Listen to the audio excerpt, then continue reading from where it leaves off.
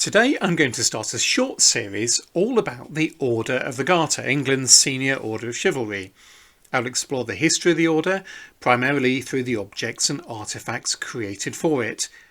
In this first video I'm going to explore the circumstances of the order's foundation by King Edward III, and in follow-up videos I will look at the robes and insignia of the order, St George's Chapel and the stalls and stall plates, and some of the splendid historic insignia worn by the sovereigns of the order in the present day, including those worn by Charles III and Elizabeth II. The Order of the Garter was founded in the 1340s by King Edward III. The motive for its foundation and even the formal date of its inception is unclear. The official date of its foundation is generally given as 1348, but it may have existed in some form for a few years before that, and it did, as we will see, have a precursor. The year 1348 is simply the date that the royal wardrobe first issued robes and insignia to the first knights of the order, so we know it was operating by then. King Edward III, the founder, had been on the throne for 20 years when he founded the order.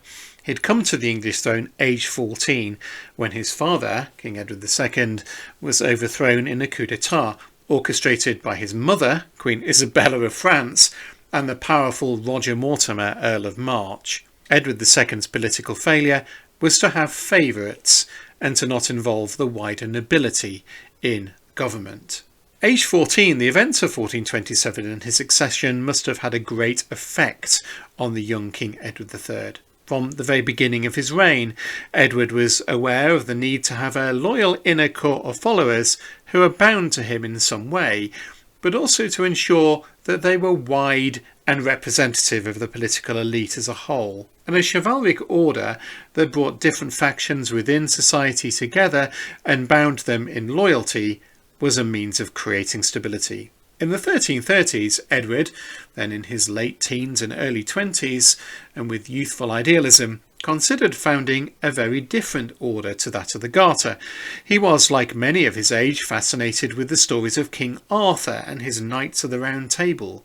Arthur represented to the men of the Middle Ages the ideal model of kingship and knightly chivalry. In 1331, Edward and his wife, Queen Philippa of Hainault, visited Glastonbury Abbey in Somerset, considered by many at the time to be the mythical Isle of Avalon, and the monks presented to them the graves of Arthur and Guinevere, whose bones had been allegedly discovered there in 1278. In 1334, the 22-year-old king begins to formulate the idea of creating a new order of Knights of the Round Table, with him and Queen Philippa in the roles of Arthur and Guinevere.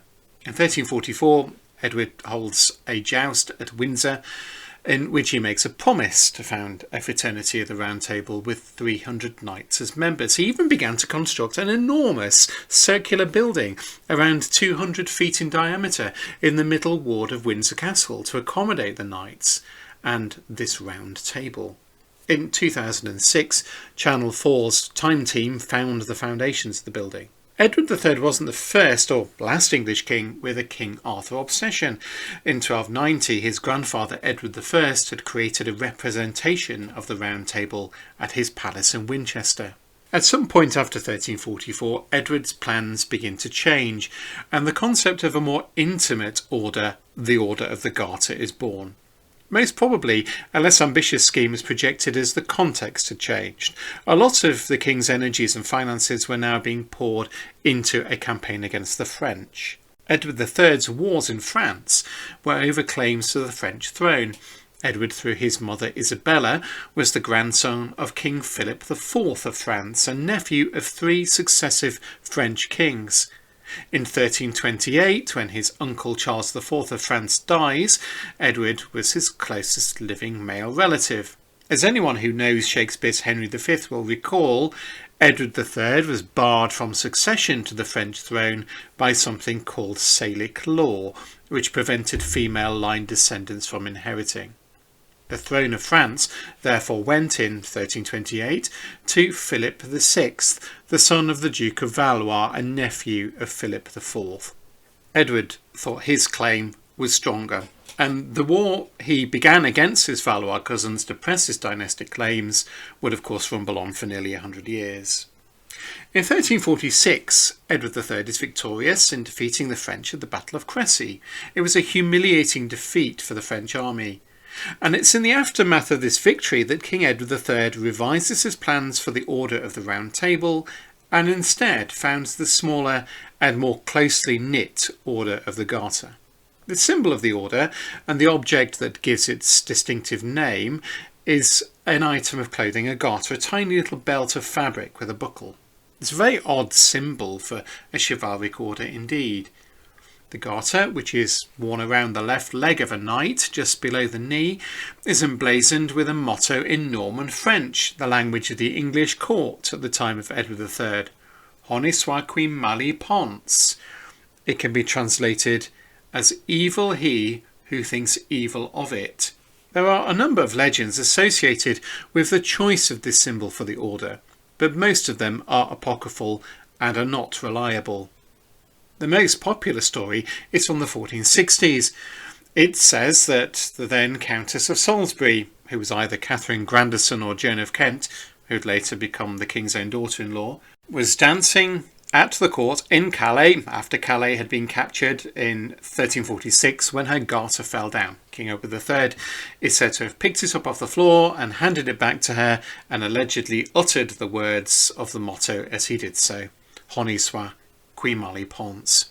Sadly, the story doesn't hold water.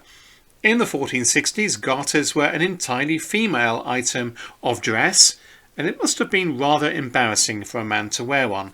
However, in the 1340s, when the order was founded, garters were an everyday item of male attire. They were worn around the leg just below the knee to keep up what were called split hose.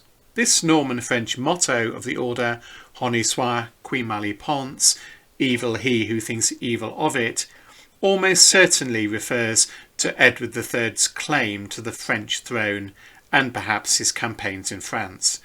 Wearing a garter emblazoned with this motto was symbolic of loyalty to this particular cause. The order was dedicated to St George, to whom Edward III, like many soldiers, had a personal devotion. St George, who is said to have died in the early 4th century, was a career soldier, a Greek-speaking member of the Praetorian Guard under the Emperor Diocletian, who was martyred for his Christian faith, perhaps under the emperor he served. For the medieval warrior, he was a model of Christian military service. The primary legend associated with him, and circulating widely in late medieval Europe, was the legend of St George and the Dragon, and it was popularised and perhaps embellished by the hagiographer Jacobus de Voragine in his Golden Legend. According to this version, the events take place in a city called Cyllene in Libya, where the people of the city have been bothered for years by a dragon who's dwelling in a pond nearby, who is spitting venom and poisoning everything around him. To placate him, the king of the city offers to the dragon tribute, and the dragon is initially happy with 2 sheep daily, but then he ups his demands to a man and a sheep, then in the end demanding the lives of the children of the city. The king agrees to the demands and the victims are chosen by lot, but eventually the lot falls on the daughter of the king. And the king offers all his gold and silver to the people if they choose another person and spare his daughter. But they say no, and the princess is led out to be eaten by the dragon. It's at that point that our hero St George just happens to be passing on his horse, and he sees what's going on and tries, despite her protests, to save the princess. St George makes the sign of the cross, charges the dragon and wounds him with his lance. He calls to the princess and asks her to throw him his girdle, which he places over the dragon's neck, and he and the princess lead the dragon back into the city. St George offers to kill the dragon if the terrified people convert to the Christian faith, which they all do, and St George beheads the dragon with his sword. Now St George, with his combination of military prowess, courage in the face of great adversity, and Christian piety, became a hero for Christian warriors like King Edward III in the Middle Ages.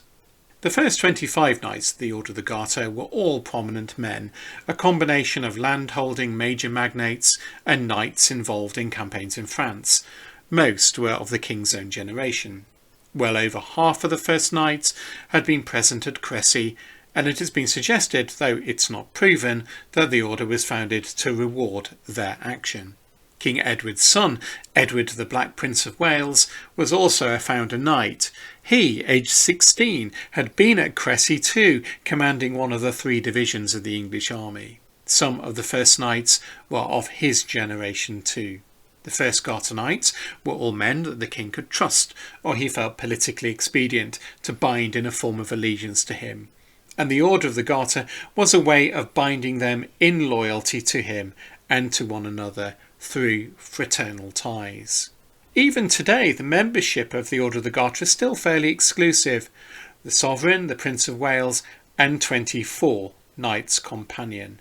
This is the core membership. To this has been added since supernumerary members, Royal Knights and Ladies and Stranger Knights, and who are members of foreign royal families. From the very foundation of the order, Windsor Castle has been its home, and that reflects just how personal a project the order was for Edward III.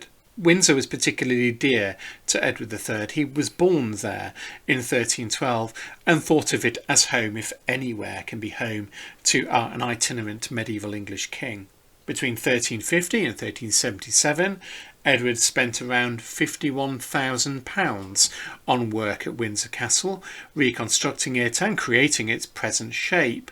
That's more than any other medieval king spent on a single building project. He constructed luxurious apartments in what is now the upper ward of the castle.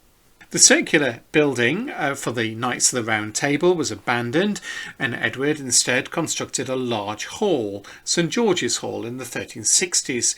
It was intended as a meeting and feasting hall for the knights, and their armorial bearings were blazoned on the ceiling. Although the hall has been rebuilt since many times, the knights' armorial bearings can still be seen.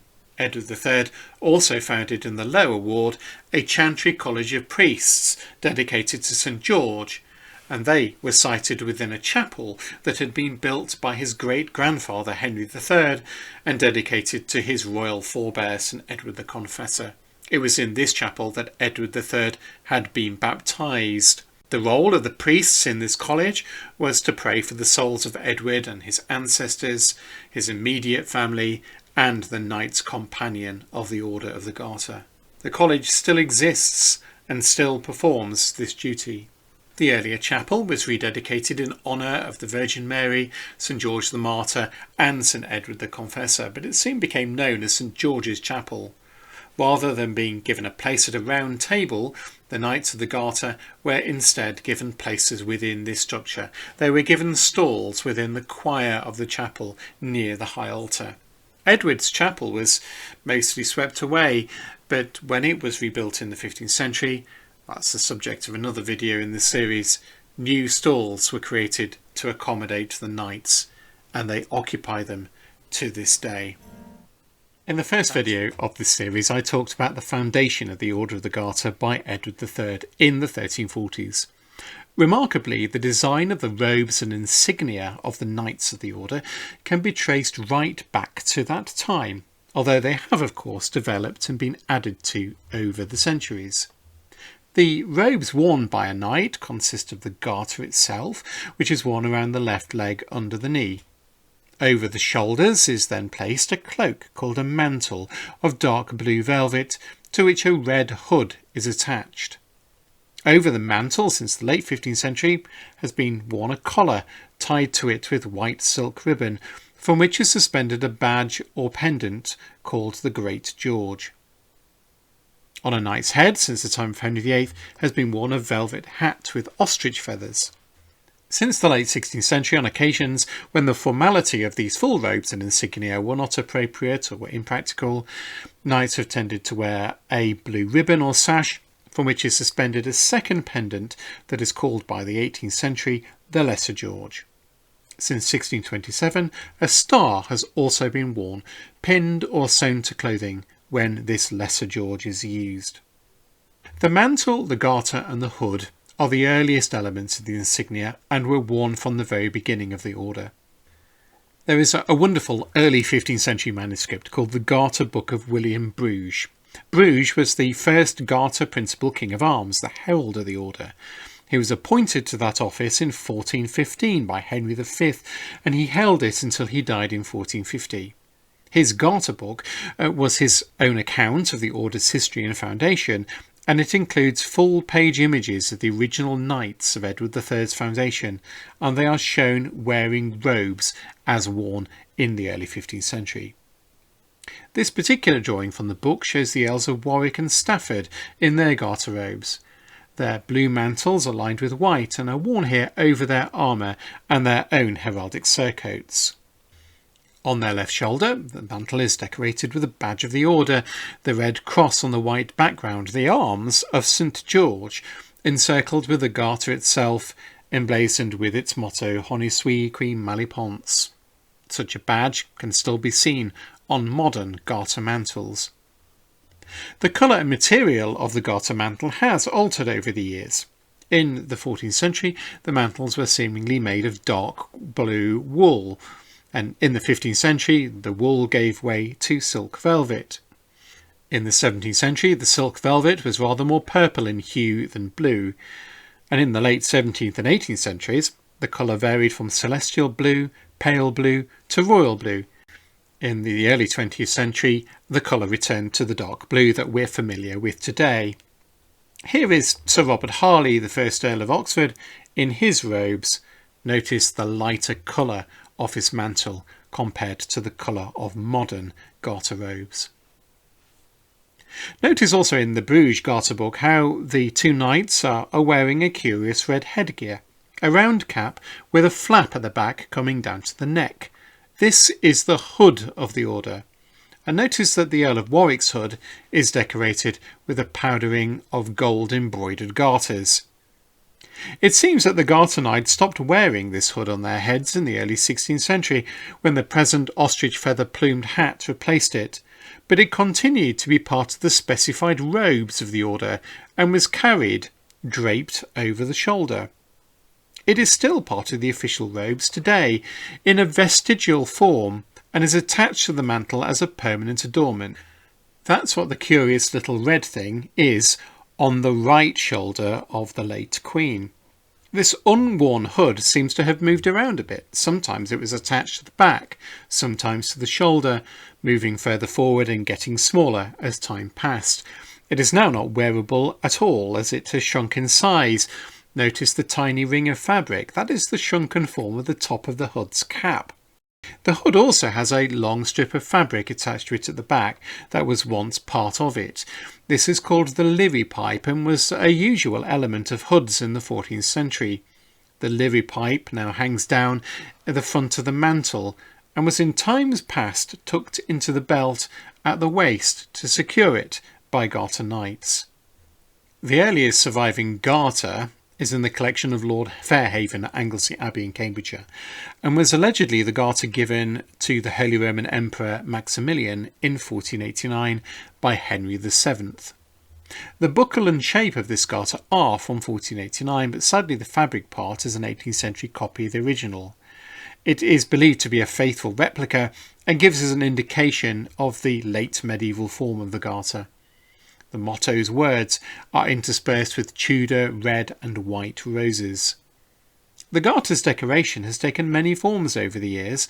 The Garters of the royal family in the 18th and early 19th century, rather than being embroidered in gold, were often studded with diamonds.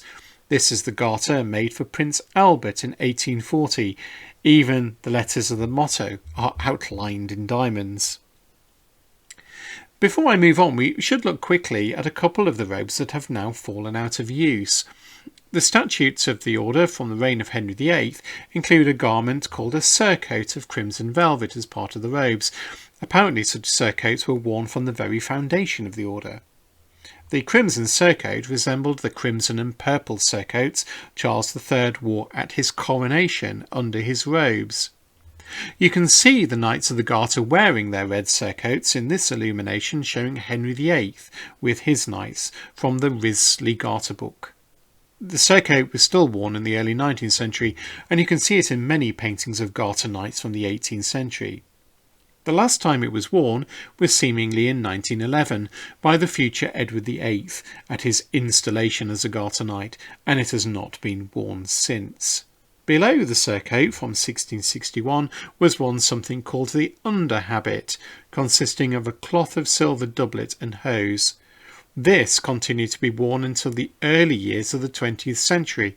Its last outing was in fact at the coronation of Elizabeth II in 1953, where it was worn by the Garter knights who held the canopy at the Queen's anointing. Today, the Garter knights wear their mantles directly over their ordinary dress. The gold collar of the Order of the Garter wasn't introduced until the final decade of the 15th century, or perhaps even in the early years of the 16th century. King Henry VII had been elected in 1491 as a Knight of the Order of the Golden Fleece, and he often wore the collar and pendant of that order. He is seen wearing it in the famous contemporary portrait of him. It seems that he may well have introduced the collar of the Garter in emulation of the collar of the Fleece. The earliest known representation of the collar is on a monument to a Knight of the Order, Sir Robert Willoughby, Lord Willoughby de Brooke, at Callington in Cornwall. He died in 1502, and his effigy is of the same year, and the collar can be seen on it. The collar of gold is a chain that consists of different elements. The principal elements are 24 badges, one for each knight companion of the order. These are in the form of a stylised rose encircled with a garter and with the Garter motto. These are enamelled in red, green and blue as appropriate. These are linked together with 24 stylised lovers' knots, a motif popular in the Tudor period, and they refer in this context to the ties that bind in loyalty the Garter knights to their sovereign and to one another. In Henry VIII's 1544 statutes of the order, the roses on the Garter collar were to be Tudor roses, and the earliest collars depicted as seen here on these portraits of Henry VIII's Chief Minister Thomas Cromwell and Elizabeth I's Chief Minister Lord Burleigh show the roses as double Tudor roses, a red rose with inner petals of white that represent the union of the royal houses of Lancaster and York through the marriage of Henry VII and Elizabeth of York. All the present Garter collars have red roses. When this change was made is unclear. The earliest physical Garter collars to survive date from the early 17th century. One of them was given to Christian IV, King of Sweden, by James I in 1603, and the other was bestowed in 1628 on the Earl of Northampton, and at this stage the roses are then wholly red. There is one exception to this rule in the modern age, and that is the collar made for and worn by Queen Victoria in 1837. It gave a nod to the Tudor style and has alternating white roses with red inner petals and red roses with white inner petals. Since the collar's introduction, suspended from it has been a pendant jewel that is now called the Great George. It depicts the moment when St. George, in full armour on horseback, attacks the dragon as he rescues the princess. Again, the way this is depicted has varied. Some of the earlier Georges, as seen in these portraits of King Edward VI and Lord Burleigh, have the saint's image set within a representation of the Garter itself. In all the extant Georges, even the earliest, the encircling Garter is omitted. There are other differences too. In all the earliest depictions of the Great George, and the earliest examples to survive from the early 17th century, the saint is shown drawing his sword to attack the dragon. From the reign of Charles II onwards, the saint is shown, as in the hagiography, spearing the dragon with a lance. Usually the Great George is coloured with enamel and sometimes even set with gems. As you will see in the next video, many of the later Georges worn by the royal family are encrusted with stones and diamonds. These collars must have been unwieldy to wear regularly, and it appears that sometime in the reign of Elizabeth I, an alternative, more informal form of the Garter insignia seems to have developed, one that the Queen herself wore. The Great George was either removed or a second George made that was worn suspended around the neck on a blue silk ribbon by Garter knights. Here is Queen Elizabeth I wearing such a George on a broad ribbon, and here is her secretary Robert Cecil in his portrait at Hatfield House wearing the same. In later years, a second badge was always provided for this use and suspended by a light blue ribbon, a different colour than the mantle, it became known as the Lesser George. The early Stuart monarchs seemed to favour the use of the ribbon and Lesser George, and the collar fell out of use for general court wear, being confined only to collar-wearing days stipulated by the order's statutes. King Charles I appears to have worn the Lesser George as part of his daily wear. In his famous triple portrait by Van Dyck, he is shown wearing the Lesser George on a broad light blue ribbon around his neck. He didn't always wear it that way. When out and about or on horseback, he seems to have favoured wearing the ribbon as a sash over his left shoulder and tied at the waist. Perhaps it was more practical to do so when on horseback. After the restoration of the monarchy, wearing the ribbon and Lesser George this way became the usual mode. Here's the second Duke of Devonshire in the early 18th century, and he can be seen wearing the Lesser George in this configuration. By this stage, the ribbon had been rather tidied up. The rather wide and thickly gathered material of the past was replaced by a neat sash of kingfisher blue silk, tied at the waist by a bow. The Lesser George of today is simply an adornment for the sash, rather than being, as it was in the early 17th century, a badge suspended from a ribbon. Notice in the portrait of the second Duke of Devonshire that as well as the Lesser George and the sash, the Duke is also wearing a star of the Order of the Garter. The Garter star was something that Charles I introduced in 1627.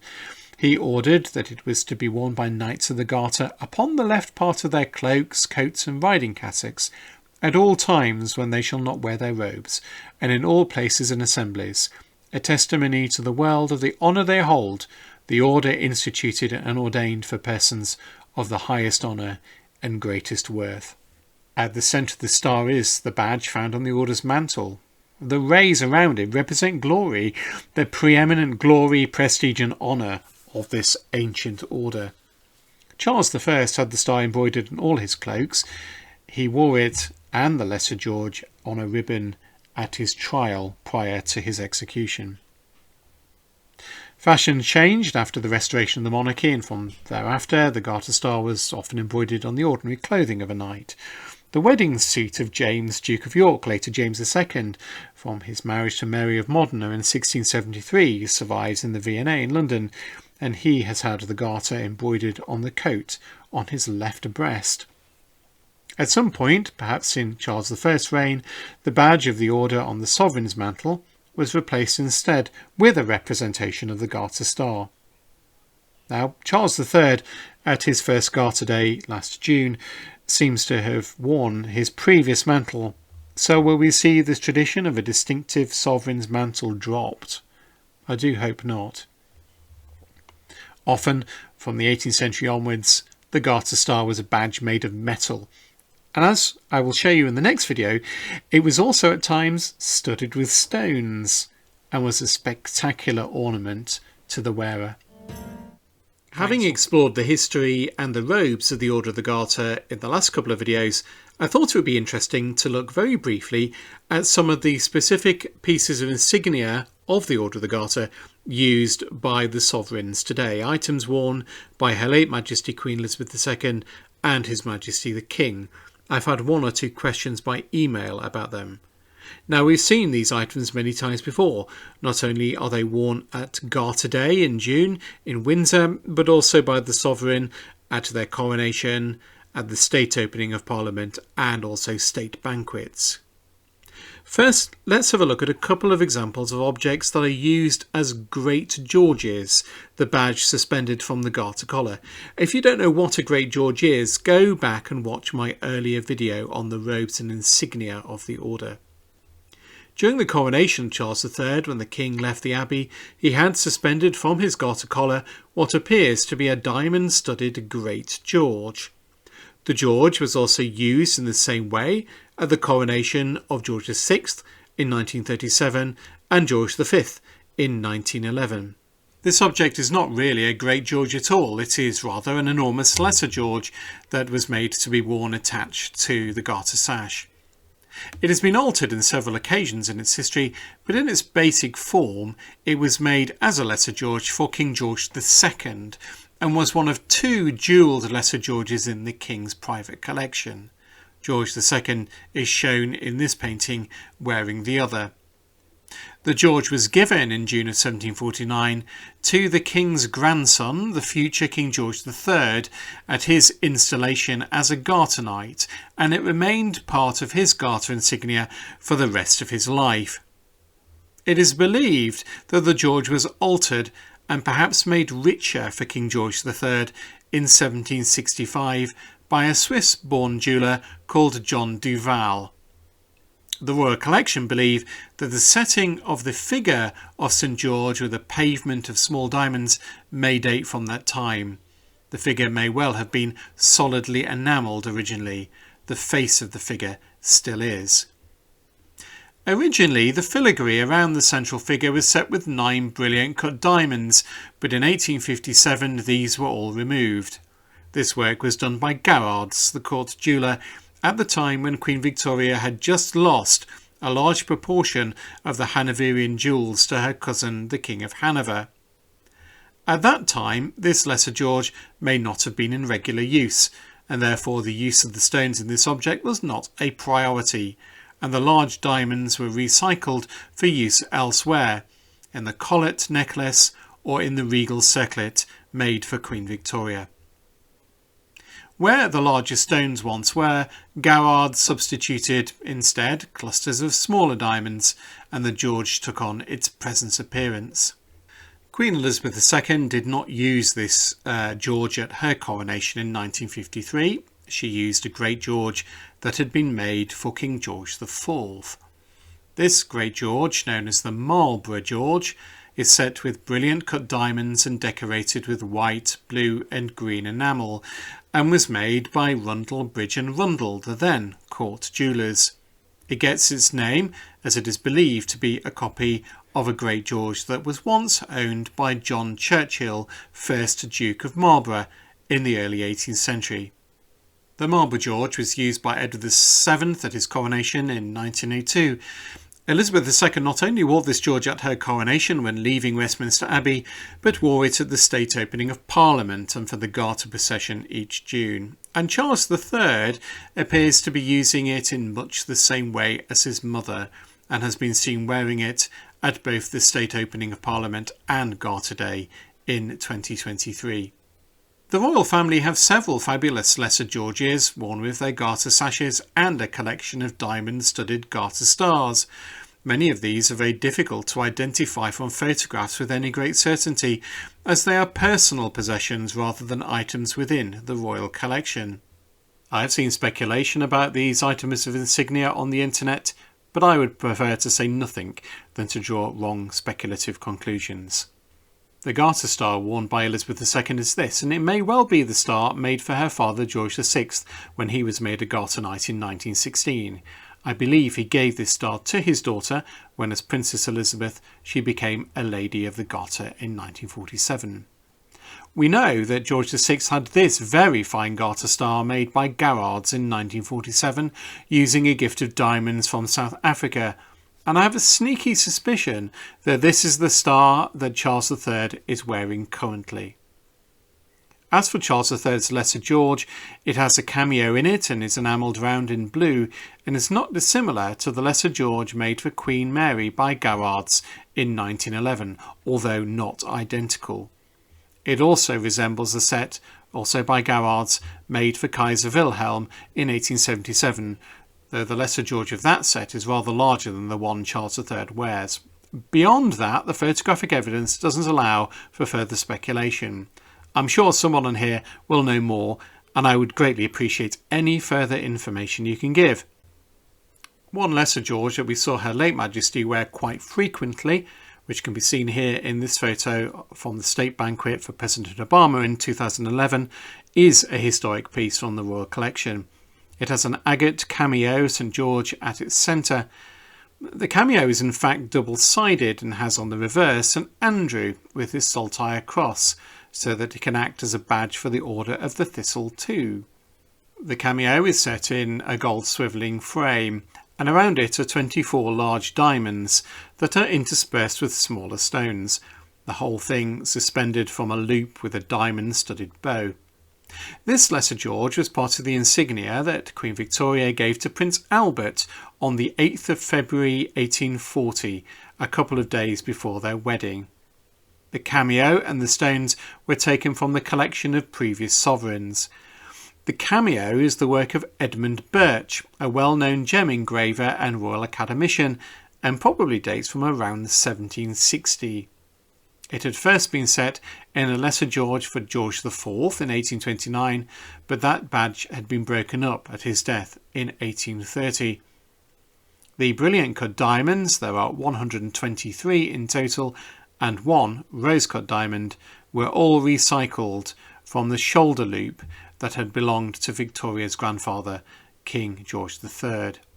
This Lesser George was an object that was very dear to Queen Victoria, and from 1863 she wore it often, right up until her death. Subsequent Queens consorts, including Queen Elizabeth the Queen Mother, wore it too, and it was a favoured item of insignia right through the reign of Queen Elizabeth II. Thanks very much for watching. If you enjoyed this channel, you're bound to enjoy my magazine, The Antiquary. Published every month, it is a labour of love for me, and in it I explore some of the more obscure aspects of our shared history, all beautifully illustrated in full colour. It ships across the world, is offered in print and digital format, and readers give it 5 stars on Google. If you love your history like me, particularly the history of objects, buildings, people and places, why not consider subscribing? Subscribing helps support my work and the channel too. There's a link above and in the video description that takes you to the magazine website.